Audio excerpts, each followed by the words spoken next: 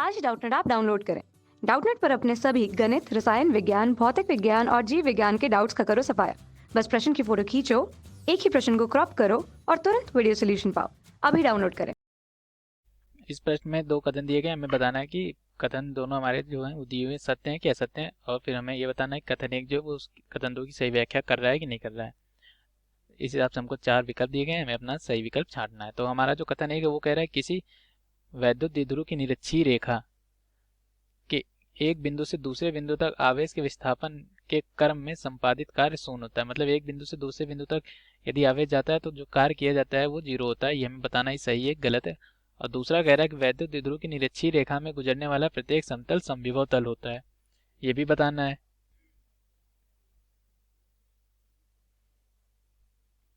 तो हम इसको इसके लिए एक चित्र बना लेते हैं। हम इसका छोटा सा बंदा वैद्युत द्विध्रुव का और उसकी निरक्षीय स्थिति का। तो पहले हम एक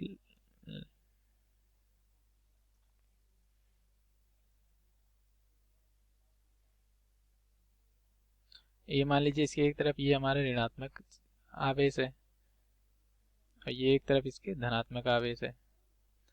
दोनों का परिमाण समान होगा। इनके बीच की जो दूरी है ये 2L मान लीजिए है। तो निरक्षीय स्थिति क्या होती है? निरक्षीय स्थिति होती है कि इस दो द्विध्रुव की अक्ष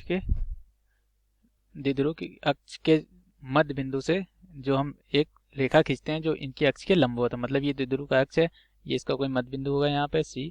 इससे हम यहाँ पे एक रेखा खींचेंगे जो कि लंबवत होगी, तो ये इसकी कहलाएगी निरक्षीय स्थिति।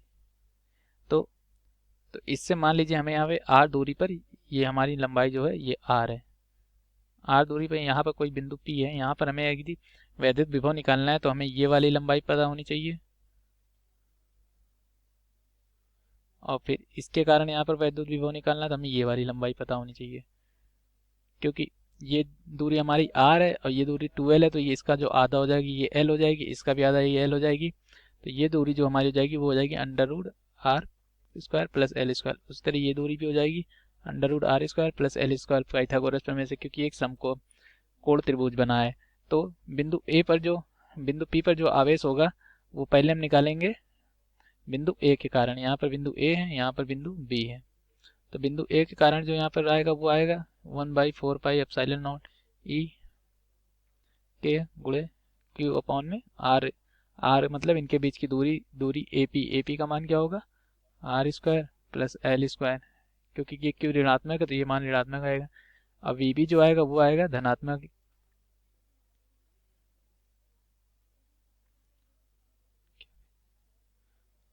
तो अब हम यदि परिणामी निकालेंगे तो हम इन दोनों को इसमें जोड़ देंगे और यहाँ पे जो आएगा VP जो आएगा वो हो जाएगा 0।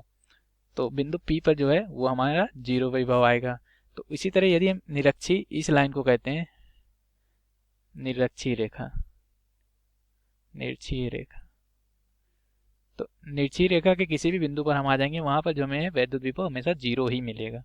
तो निरक्षीय रेखा पर जो वैद्युत विभव होता है वो 0 होता है। तो निरक्षीय रेखा पर किसी भी कण को, मान लीजिए इस कण को 1 से कण 2 तक, कण को मतलब आवेश है कोई Q0, उसको 1 से 2 तक लाने में जो किया गया कार्य होगा वो 0 ही होगा। क्यों? क्योंकि यहाँ पर जो विभव है वो 0 है। निरक्षीय रेखा पर जो विभव है वो 0 होता है, तो किया गया कार्य जो होगा वो भी 0 होगा। तो हमारा जो पहला है ऑप्शन वो सही है, पहला कथन। यदि हमें इसको सिद्ध करना है कैसे 0 होगा, तो हम जानते हैं W बराबर QE गुणे D। QE जो होता है वो बल होता है और D जो होता है वो विस्थापन होता है, जितना विस्थापन हुआ है। तो यहाँ पर साइन थीटा का मान जो है थीटा 0, क्योंकि जिस दिशा में हमारा मतलब विस्थापन हो रहा है उस दिशा में हमारा बल लग रहा है।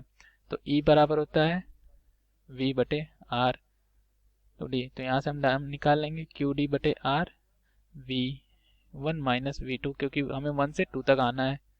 तो QD/R V1 भी 0 होगा, V2 भी 0 होगा, क्योंकि निरक्षीय रेखा पर है। तो ये हमारा जो किया गया कार्य वो 0 हो जाएगा। इसीलिए हमने यहाँ पे लिखा है कि किया गया कार्य निरक्षीय रेखा पर 0 होता है। तो हमारा पहला कथन जो है वो सत्य हो गया। अब दूसरा कथन क्या कह रहा है कि वैद्युत द्विध्रुव का निरक्षीय रेखा से गुजरने वाला प्रत्येक समतल समविभावी तल होता है। समविभावी तल मतलब क्या? प्रत्येक बिंदु पर जो वैद्युत विभव है वो समान रहेगा। तो ये हमारा जो है वो गलत है। कैसे, अब हम इसको फिर से चित्र की मदद से समझते हैं। मान लीजिए कि ये हमारा द्विध्रुव है।